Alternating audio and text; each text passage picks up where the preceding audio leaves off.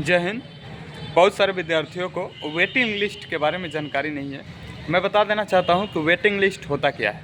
ठीक है, waiting list जो कि अभी बहुत ट्रेंडिंग में चल रहा है, जो कि टेक्नीशियन ग्रेड 3 का रिजल्ट है, टेक्नीशियन ग्रेड 1 हो चाहे PCML हो।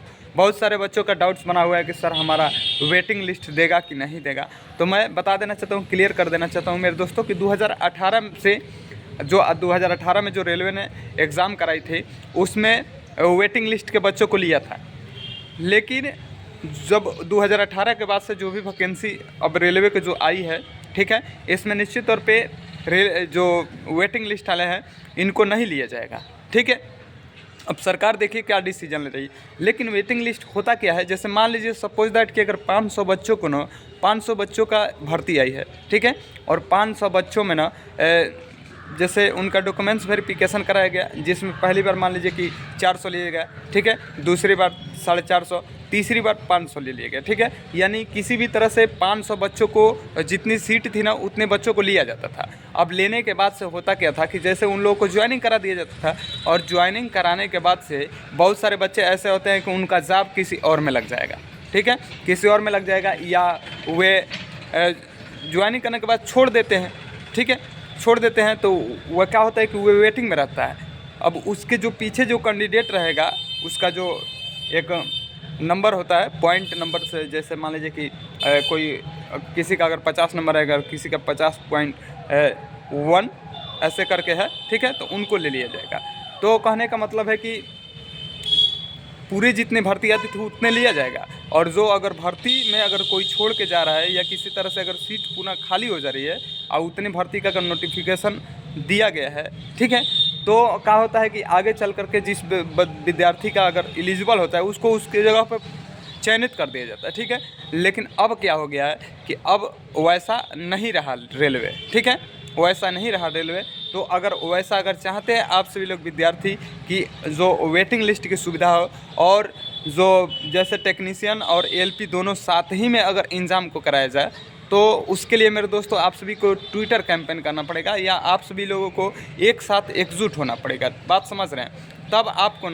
तब आपको कहीं उसका लाभ मिलेगा, फ़ायदा मिलेगा। ठीक है, अगर आप सभी को पता ही है कि अगर रेलवे अगर एक एग्ज़ाम कराएगी ना तो निश्चित तौर पे धांधली ज़्यादातर होने का संभावना बना रहता है। तो इसलिए आप लोग ना ट्विटर कैंपेन करना पड़ेगा आप सभी लोगों को, क्योंकि हक की लड़ाई के लिए खुद लड़ना पड़ता है। ठीक है, जिसमें से इसमें आपको ये फ़ायदा रहेगा ना कि अगर टेक्नीशियन में भी अगर एक साथ हो जाएगी, अगर रेलवे ALP और रेलवे टेक्नीशियन एक साथ हो जाएगी, तो इसमें बहुत सारे विद्यार्थियों का अच्छा सुविधा ये रहेगा कि ALP का साथ साथ तैयारी करेगा। ALP के लिए ट्रेड पढ़ना ही है, तो वह ट्रेड टेक्नीशियन के लिए भी ट्रेड पढ़ लेगा, तो वहाँ से उसका ALP का भी तैयारी हो जाएगा और टेक्नीशियन का भी तैयारी हो जाएगा। ठीक है, और एक ये सुविधा है कि अगर एक एग्ज़ाम कराएगी तो निश्चित तौर पे ज़्यादातर चांस रहेगा रेलवे को धांधली कराने में। इस बार देख रहे हैं ना कितना हाई स्कोर टेक्नीशियन ग्रेड 3 का गया है। ठीक है, उम्मीद से परे था, उम्मीद से परे, उतना एक्सपेक्टेड नहीं कर सकते हैं, लेकिन क्या करेंगे, रेलवे को जो जितना नंबर चाहिए वो अपने हिसाब से कटअप बनाए।